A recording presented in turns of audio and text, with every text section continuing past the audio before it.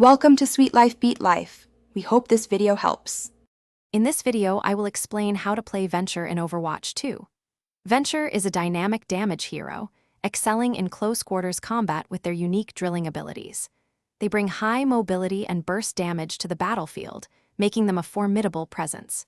Your primary goal as Venture is to disrupt enemy formations and secure eliminations. Mastering their movement and ability combos will significantly enhance your impact in every match. Venture's primary fire, Drill Dash, is a powerful close-range attack that deals up to 90 damage per hit. It's most effective when you're right in the enemy's face. Their signature ability, Burrow, lets you dive underground for up to 5 seconds, becoming invulnerable and gaining increased movement speed.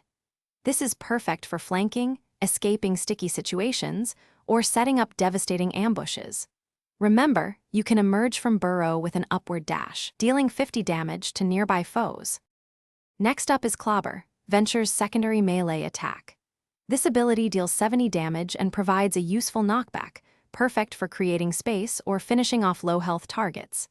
Venture's ultimate ability, Tectonic Shock, unleashes 3 powerful seismic waves over 3 seconds, each dealing up to 150 damage.